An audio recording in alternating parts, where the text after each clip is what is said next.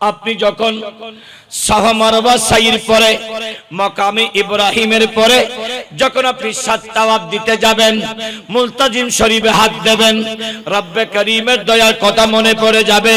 হযরত ইসমাঈল তথা রুকনে ইয়ামিনের দিকে যাবেন, যখন দেওয়ালটা ফাটা দেখবেন আপনার মনটা ভরে যাবে, আয় হায় এটা ওই ফাটা যেই ফাটা সৈয়দা হযরত ফাতিমা বিনতে আসাদ মাওলা আলী শেরে খোদা রাদিয়াল্লাহু তাআলা আনহুকে নিয়ে যখন কাবা তাওয়াফরত প্রসব বেদনা শুরু হয়, আল্লাহর কাছে বলেছে, আল্লাহ আমি ফাতিমা বিনতে আসাদের ইজ্জত রক্ষা করো, আমার সন্তানের ইজ্জত রক্ষা করো।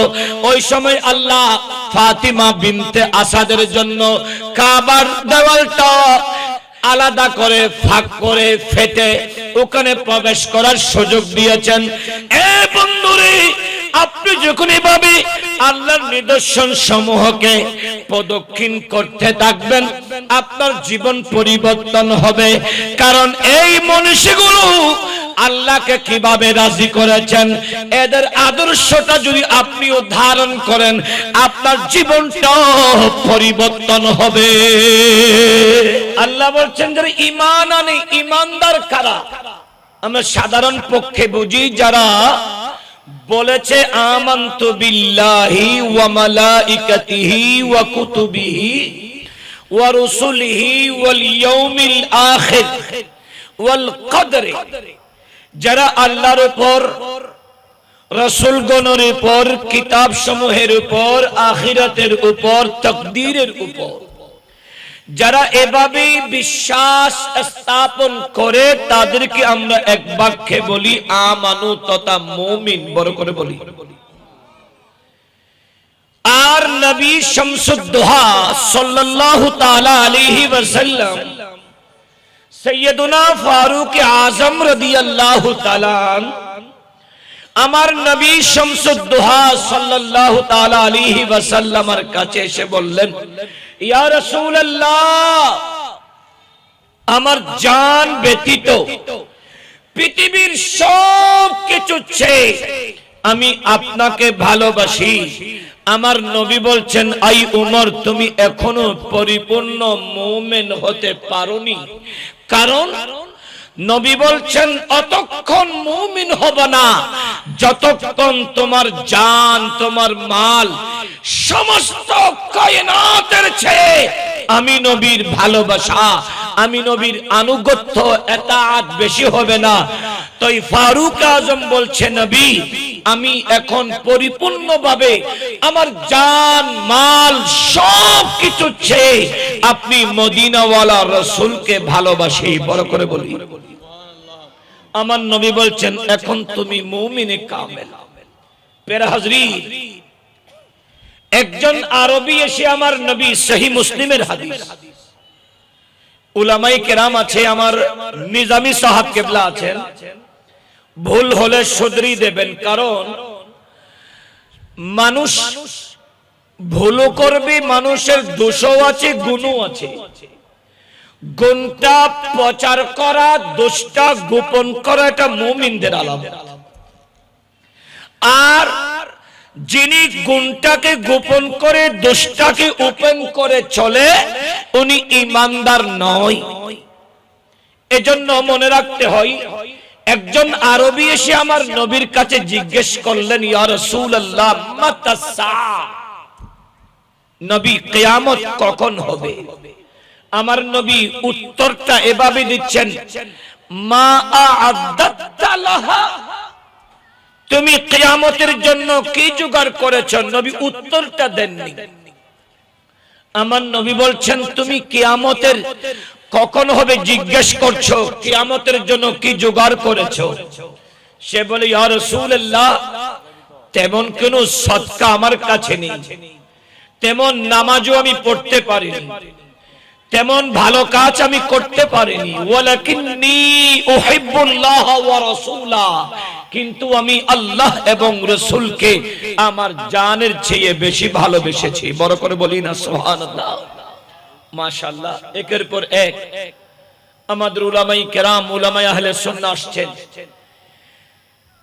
এখন সুন্নিদের জোয়ারের সময় ভাটা পড়ে যাওয়া এটা ভালো দিক নয়। এখন মিডিয়াতে যারা যাচ্ছে শুনছেন, আকাইদে আহলে সুন্নাত ওয়াল জামাতের অনুসারী যারা, সবাইকে এই ঐতিহাসিক ফতেহাবাদ স্কুল ময়দানে 2 দিন ব্যাপী মাহফিলটাকে আবার প্রকাশিত করে দিতে হবে। সুন্নিরা আছে, কিয়ামত পর্যন্ত থাকবে। বড় করে বলি, আর আওয়াজ করে। মানুষের পিছনে একজন সব সময় লেগে থাকে, লেগে থাকতো, লেগে আছে। তার নাম আমরা সবাই জানি। তার নাম কি? সবাইকে বলতো তার নাম কি? কোরআন বলছে খুতুওয়াতিশ শাইতান ইন্নাহু লাকুম আদুউম মুবিন। শয়তান প্রকাশ্য দুশমন।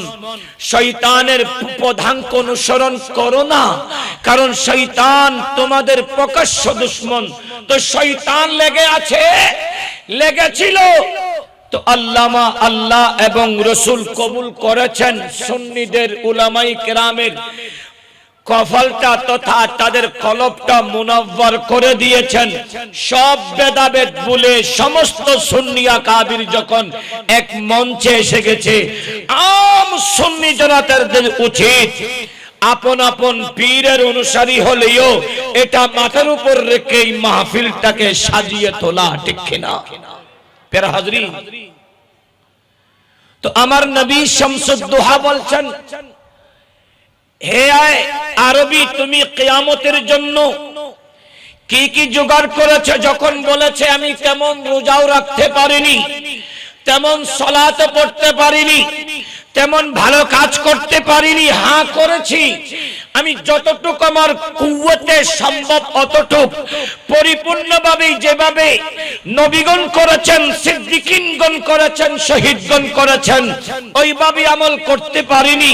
কিন্তু উহিব্বুল্লাহ ওয়া রাসূলা, আমার জানের চেয়ে বেশি, আমার সমস্ত কায়নাতের চেয়ে বেশি আমি আল্লাহ এবং রাসূলকে ভালোবেসেছি।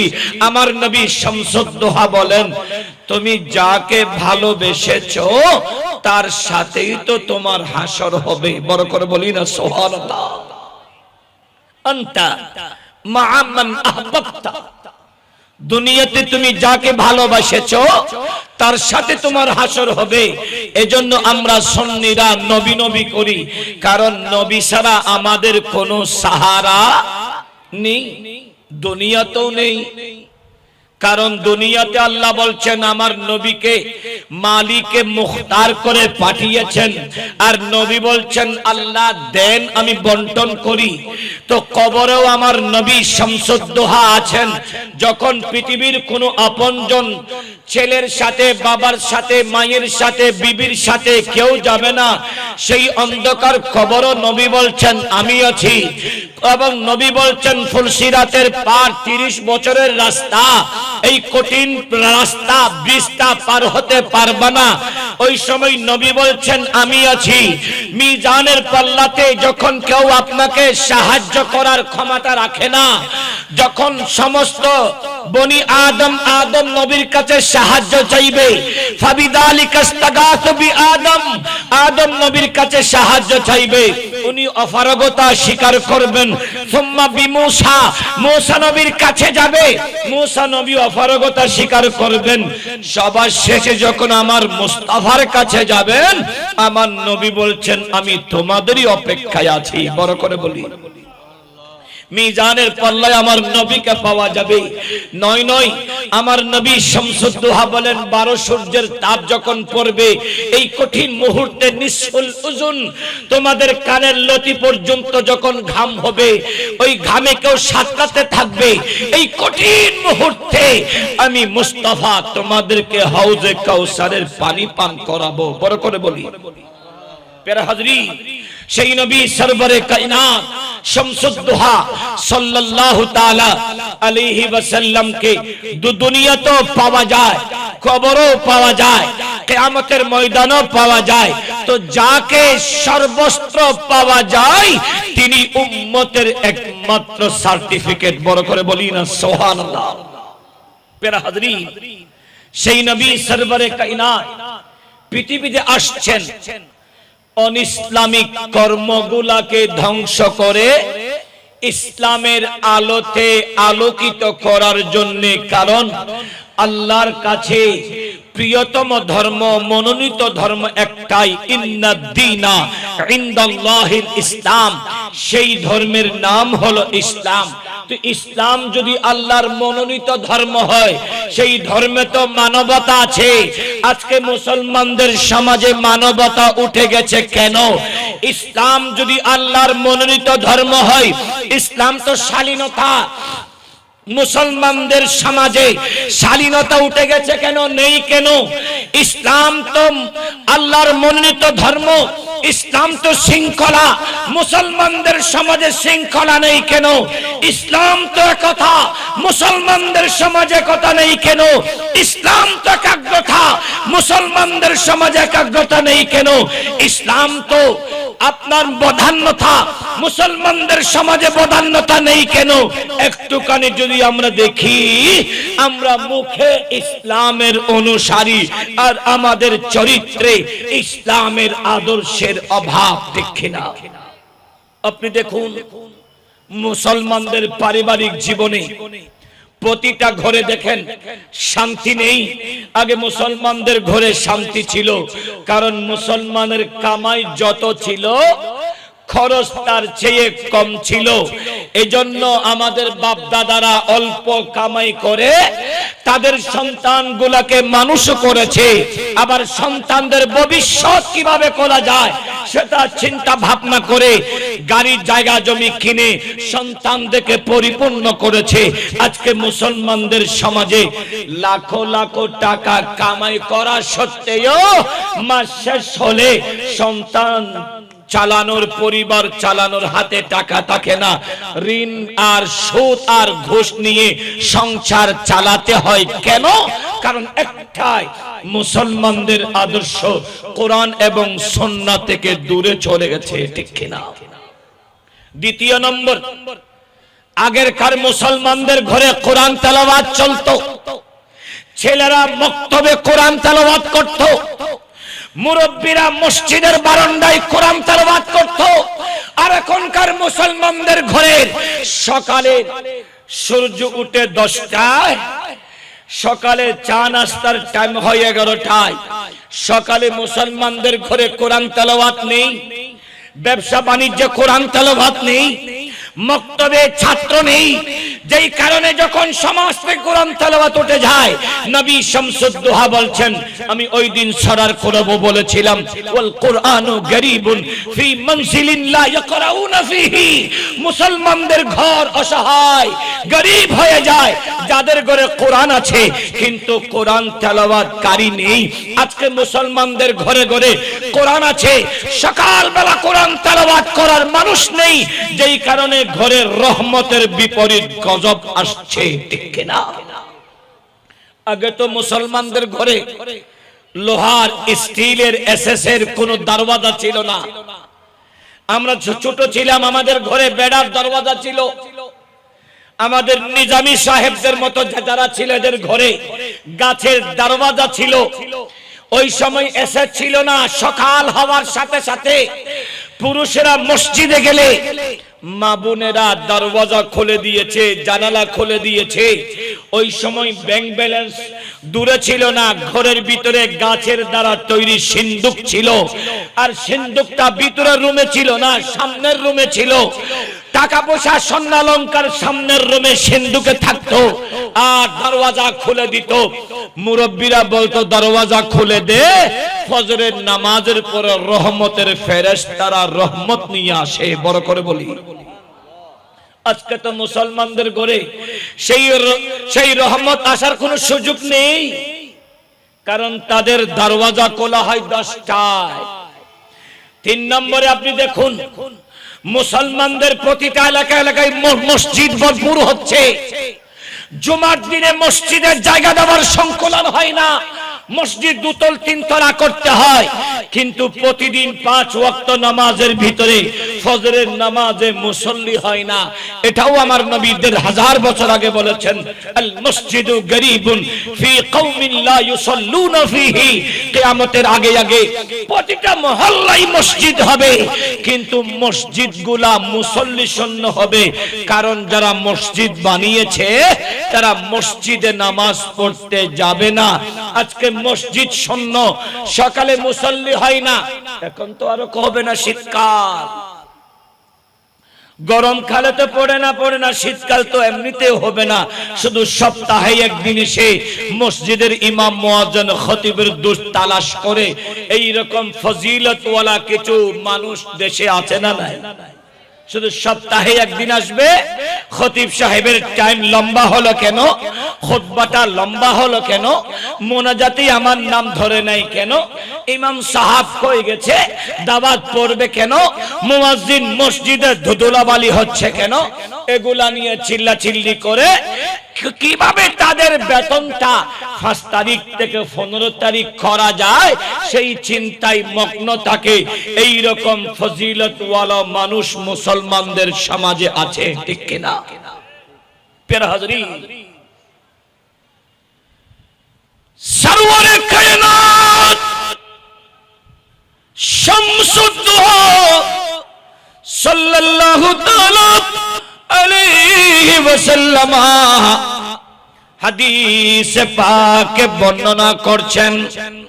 আমার বন্ধু, মনটা লাগাতে হয়, কারণ সময় সংক্ষেপ, যদি বা মোতালা করার সুযোগ হয়নি, তারপরেও আমাকে তো আমার বিষয়টা বুঝাই দিতে হয়। কারণ আমরা মুসলমান, আমার প্রতিবেশীকে জাহান্নামের পথ থেকে সরিয়ে জান্নাতের প্রতীক বানানো এটা আমাদের কাজ। কারণ এক ভাই আরেক ভাই হলো মুসলমানের জন্য আল মুসলিমু আহুল মুসলিম, এক মুসলমান আরেক মুসলমানের ভাই। একজন দুঃখে পড়লে আরেকজন দুঃখী হওয়া, সুখে সুখী হওয়া, অর্থাৎ তার দুঃখের সময় তাকে সাহায্যের হাত বাড়িয়ে দেওয়া, আর সুখের সময় তার জন্য দোয়া করা, আল্লাহ তাকে আরো রিজিক বাড়িয়ে দাও যাতে সে স্বাচ্ছন্দ্যে চলতে পারে। বড় করে বলি না সুবহান। এই বন্ধু, মুসলমানদের সমাজ থেকে আজ কোরআনের আইন উঠে গেছে। যদি বা আমরা বলি কোরআনের আলো, আল কোরআনের আলো ঘরে ঘরে জালো, আলিফ লামে ইস্তিগরাকি অ্যাড করে আমরা আল কোরআনের কথা বললেও, কিন্তু দেখবেন ওই মুসলমান যিনি আল কোরআনের আলো ঘরে ঘরে জালো বলেছেন, তার চরিত্রটা ইহুদি নাসরাদের অন্তর্ভুক্ত। কারণ সেই মুসলমানদের শায়রুল্লাহ আল্লাহর নিদর্শন সমূহকে বেদাত আর হারামের ফতোয়া দিয়ে আর হারাম কাজগুলোতে গিয়ে নাচ আর বিভিন্ন রকমের কর্ম করে উৎসাহ উদ্দীপনা জানায়। যেই হালালকে হারাম বলে, হারামকে হালাল বলে, এরাই হলো বর্তমান প্রেক্ষাপট শয়তানের অনুসারী, ঠিক কিনা? একটু আওয়াজ করে বলেন। আপনি দেখবেন মুসলমান আজকে যেখানে যায় আমরা মুসলমান লাঞ্ছিত। যেমন আমি সবেমাত্র আসলাম মক্কাতুল মুকাররমা থেকে। আগেরকার রমজান আসার আগে আরবের প্রতিটা ব্যবসায়ীরা তাদের হোটেল বলেন, মানুষ যাতে রমজানে আল্লাহর ঘরে যেতে পারে, উমরার জন্য যেতে পারে, উমরার আরকান আহকাম ভালোভাবে আদায় করতে পারে, এজন্য সবকিছুর দাম হ্রাস করে দেওয়া হতো। আর এখনো রমজান আসে নাই, হোটেল কিঞ্চিত ভাঙা হলো। এখন একটা রুমের দাম 160 রিয়ালের একটা রুম এখন 600 রিয়াল বাড়িয়ে দেওয়া হলো। কারণ এই সৌদি আরবের ভিতরে ইহুদি নাসারা দূষণরা ঢুকে গেছে। আগে রিয়াজুল জান্নাতি ঢোকার জন্য সরকারি পারমিশন নিলে হতো, এখন পারমিশন না নিলেও, যদি বা অনুমতি না নিলেও এখন আমাদের কিছু বাঙালি ভাই আছে, তারা তাদেরকে শিখিয়ে দিয়েছে 20 রিয়াল দে দো হো জায়েগা। 20 রিয়াল দিলে রওজার পারমিট দিয়ে দেওয়া হয়। 20 রিয়াল করে এদেরকে রওজার পারমিট করে দিচ্ছে, রওজা মোবারকে যাওয়ার সুযোগ করে দিচ্ছে। কারণ এইগুলা আগে ছিল না, সব কিছু জানিয়ে দিচ্ছি, শিখিয়ে দিচ্ছি আমরাই। কারণ আমরা মুসলমান, যদিও বা মুখে মুসলমান, চরিত্রগত ইসলামের আদর্শ থেকে দূরে। কারণ আমার নবী বলে, সাহাবীরা আল্লাহর রাস্তায় কোনো কিছু যদি দান করো, ভালোটাই দান করো, খারাপটা দিও না। কারণ আল্লাহ খারাপ কিছু পছন্দ করেন না, আল্লাহ ভালোটা পছন্দ করেন। আমার নবী ভালোটা পছন্দ করেন। এজন্য আমার নবী এই পৃথিবীতে মুসলমানদেরকে শান্তির ধর্ম, মানবতার ধর্ম, শালীনতার ধর্ম, একতার ধর্ম, সাম্যতার ধর্ম, বদান্যতার ধর্ম, শৃঙ্খলার ধর্ম, এই ইসলামটা দিয়ে আমার নবী পর্দা শরীফ করলেও রওজা মোবারকে আমার নবী আছেন, আমার নবী দেখছেন। কারণ উম্মত কোন দিকে যায়, এজন্য নবী শামসুদ দোহা বলে, আমার দুনিয়াতে থাকা যেমন তোমাদের কল্যাণ, আমি নবীর পর্দাও তোমাদের জন্য কল্যাণ। কারণ তোমাদের সব কিছু আমি মুস্তাফার কাছে জানিয়ে দেওয়া হয়। বড় করে বলি না সুবহান। প্যারা হাজরিন, আমার নবী সরওয়ারে কায়নাত শামসুদ দোহা পৃথিবীতে এসে আমাদের জীবন পরিবর্তন করার প্রথম মাধ্যম নিলেন ইসলাম। এই ইসলামটা আমাদের জন্য এনে আমাদের জীবন পরিবর্তন করার একটা সংবিধান দিলেন, এটার নাম কোরআন। ওই কোরআনটা মুসলমানদের সংবিধান। আমরা কোরআনটাকে ধারণ করি মুখে, কোরআনটাকে ধারণ করি বুকে, কিন্তু কোরআনটাকে যদি আমাদের জীবনে ধারণ করতে পারি, লাকাদ কানা লাকুম ফি রাসূলিল্লাহি উসওয়াতুন হাসানা। আল্লাহ আমার নবীকে গোটা সৃষ্টির জন্য, আমার নবীর চলা, আমার নবীর উঠা, আমার নবীর বসা, আমার নবীর লেনদেন, আমার নবীর পারিবারিক জীবন, আমার নবীর সামাজিক জীবন, আমার নবীর রাজনৈতিক জীবন, আমার নবীর আদর্শটা মডেল করে দিয়েছেন। আর ওই নবীর আদর্শটা হলো কোরআনে ভরপুর। বড় করে বলি সুবহান। ওই কোরআনের উপর প্রতিষ্ঠিত আমার নবী আমাদের জন্য কোরআন এনেছেন। এই কোরআনটাকে আমরা যদি নতুন করে আবার ধারণ করি, বুকেও রাখবো, চোখেও রাখবো, জীবনে বাস্তবায়নও করব। কোরআন বলছে হালালকে হালাল জানো, হারামকে হারাম মানো। কোরআন বলছে শয়তানের পদাঙ্ক অনুসরণ করো না, বলছে সত্যবাদীদের সাথে থাকো। কোরআন বলছে জান্নাতি আমলগুলো তুমি করো। কোরআন বলছে ভালো কাজ যদি করো, কানাত লাহুম জান্নাতুল ফিরদাউসিন নুজুলা, আটকানা জান্নাতের সেরা জান্নাতুল ফিরদাউসে বাসস্থান হবে। অর্থাৎ ভালো কাজ করা। কোরআন বলছে আল্লাহ ধনী আর গরিবের ভিতরে ভ্রাতৃত্বের বন্ধন, যাকাতের সিস্টেম করে দিয়েছেন মুস্তাফার মাধ্যমে। যাকাতের মতো করে যাকাত দাও। আল্লাহ কোরআনের মাধ্যমে আমাদেরকে বলছেন জীবনটা পরিবর্তন করতে, সিরু ফিল আরদ, তুমি জমিনে সায়ের করো। আর পৃথিবীর ভিতরে বেশি সুন্দর জায়গা, ইবাদতের জায়গা, রব্বে করিমের রাজি করার জায়গা, আল্লাহর নিদর্শন সমূহের জায়গা, এটার নাম সোনার মক্কাতুল মুকাররমা, মদিনাতুল মুনাওয়ারা। তুমি যখন মক্কাতুল মুকাররমা, মদিনাতুল মুনাওয়ারায় যাবা, ওখানে দেখবা ওয়ামা ইউআযিম শাআইরিল্লাহ ফাইন্নাহা মিন তাকওয়াল কুলুব।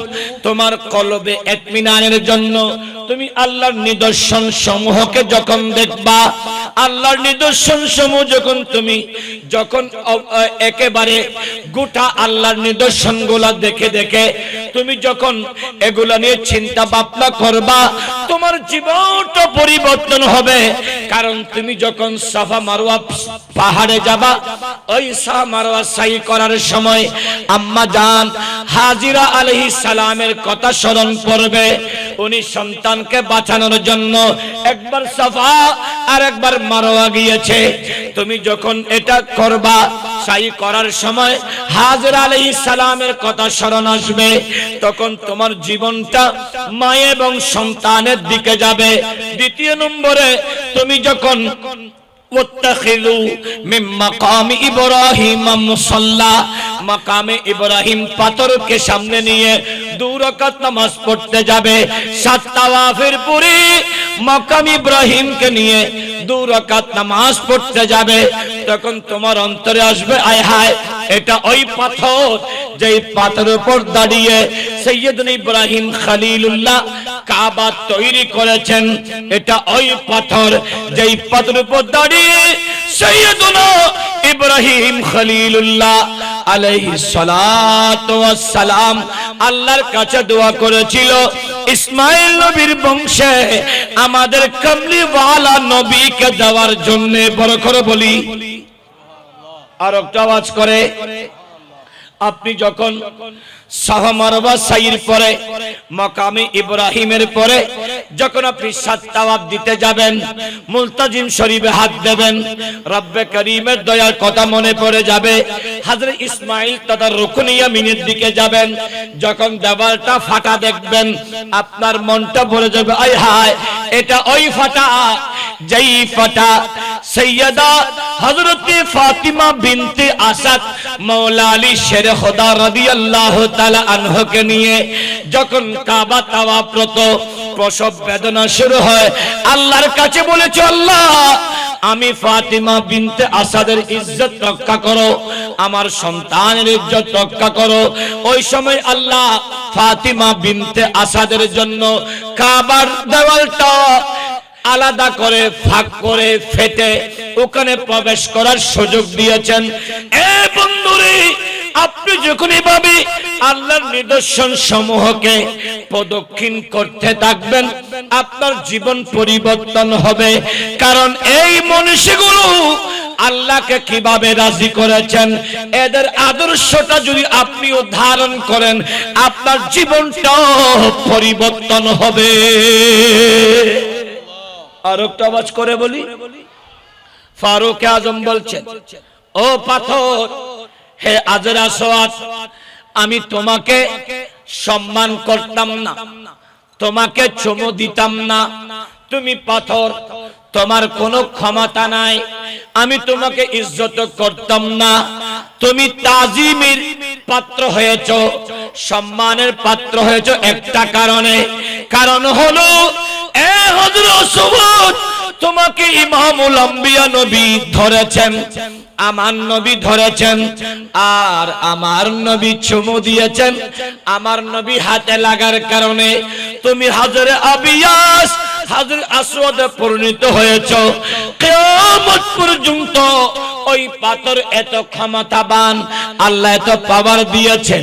লাখো লাখো হাজিরা হজ করার সময় তাওয়াফরত অবস্থায় এক তাওয়াফ থেকে দ্বিতীয় তাওয়াফ আসার পরে যখন বিসমিল্লাহে আল্লাহু আকবার ওয়ালিল্লাহিল হামদ বলে, যখন বিসমিল্লাহ বলে হাত তুলে চুমু দেয়, আমার নবী শামসুদ দুহা হাদিসে পাকে বলে, যখন ঠোঁটে লাগিয়ে চুমু দেয়, ওই পাথর ওই উম্মতের গুনাহগুলা চষে মাসুম বানিয়ে দে। বড় করে বলি, আর একটা আওয়াজ করে। প্যারা হাজরিন, মন লাগাতে হয়। আমার নবী শামসুদ দুহা পৃথিবীতে আসছেন, আয়ামে জাহেলিয়াতের কিছু আদর্শ আমার নবী ধ্বংস করেছেন। যেমন আমার নবী সরওয়ারে কায়নাত শামসুদ দুহা পৃথিবীতে আসার সাথে সাথে বুতখানাকে কাবা বানালেন, আর নিজ হাতে সেই কাবার অংশ মসজিদ তৈরি করেছেন। এ আমার নবী বলেন, উম্মত তোমরা মসজিদের সাথে সম্পর্ক করো, মসজিদের সাথে সম্পর্ক রাখো, কারণ ওয়ারাজুলুন কলবুহু মুআল্লাকুন বিল মসজিদে, যাদের সাথে মসজিদের সম্পর্ক হয় কিয়ামতের ময়দানে আল্লাহ ওই বান্দাকে আরশে ছায়া দেবেন। বড় করে বলি সুবহানাল্লাহ। প্যারা হাজরিন, আমার নবী শামসুদ্দোহা সাল্লাল্লাহু তাআলা আলাইহি ওয়াসাল্লাম পৃথিবীর উম্মতের জন্য কোরআন এনেছেন। আমার নবীর উম্মত কোরআনটা তেলাওয়াত করতে থাকো, কারণ কোরআনটা ধরলেও নূর, কোরআনটা ছুঁলেও নূর, কোরআনটা পড়লেও নূর। যেই মুসলমান কোরআন তেলাওয়াত করে, যেই মুসলমান কোরআনকে সম্মান করে, যেই মুসলমান কোরআন বুকে ধারণ করে, ওই কোরআনটা ওই উম্মতের জন্য মাটির কবরের নূর হয়ে যায়। আর একটু আওয়াজ করে বলেন। প্যারা হাজরিন, আমার নবী শামসুদ্দোহা পৃথিবীতে এসে নারী জাতিকে শ্রেষ্ঠত্ব দিয়েছেন। নবী বলছেন ওয়ান নিসা, পৃথিবীতে নারী আমার বেশি পছন্দিত। আমি নবী পছন্দ করি কোন নারী?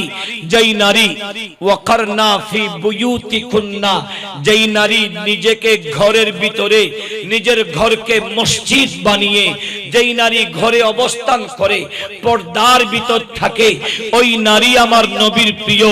ওই নারী ফাতিমা বিনতে রাসূল, ওই নারী আম্মাজান আয়েশা সিদ্দিকা, ওই নারী আম্মাজান খাদিজাতুল কুবরা, ওই নারী আম্মাজান হযরতে হাফসা, ওই নারী উম্মুল খায়র ফাতিমা।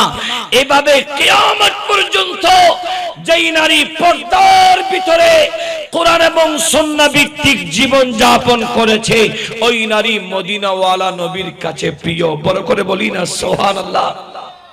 আবার বলছেন ওয়াকারনা ফি বুয়ুতিকুন্না, এরপর বলে ওয়ালা তাবাররাজনা তাবাররুজাল জাহিলিয়াতিল উলা, ওই নারীদেরকে আমার নবী পছন্দ করেন না যেই নারী আইয়ামে জাহিলিয়াতের নারীদের মতো বেহাইয়াপনা করে বেপরদা করে চলে, যারা সামনে এসে পর্দার কথা বলে, আবার বলে আমরা আসলে নারীদের পর্দা নিয়ে আমরা কড়া কোনো সিদ্ধান্ত নেব না।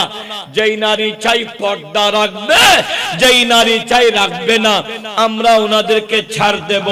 যারা ইসলামটাকে মজাক বানানোর পায়তারা করছে, বুঝে নিতে হবে এরা ইসলামের পক্ষের মানুষ নয়, এরা ইহুদিদের অনুসরণকারী। ঠিক কিনা?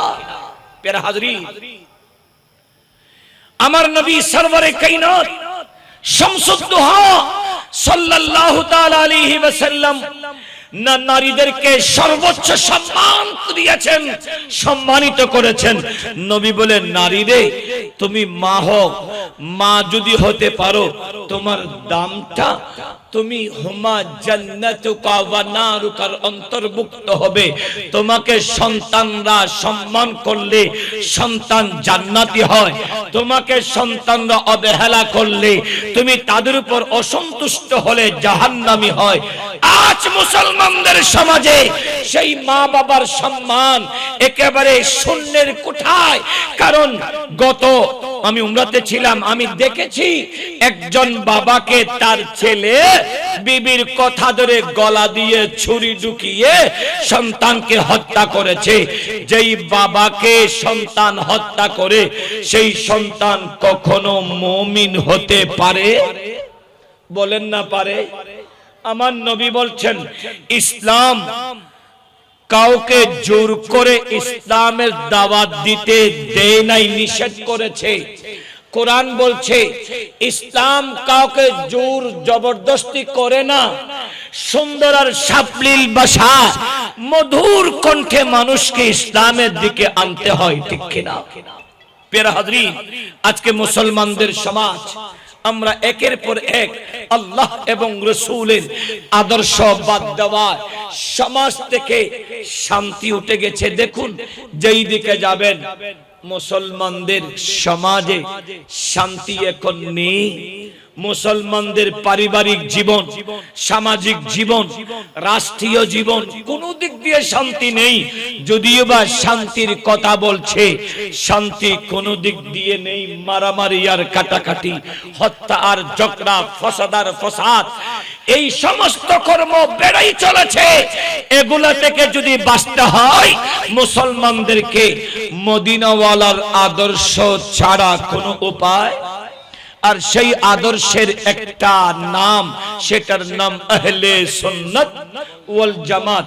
আহলে সুন্নাত ছাড়া আর অন্য কোন রাস্তায় আপনি শান্তি পাবেন না।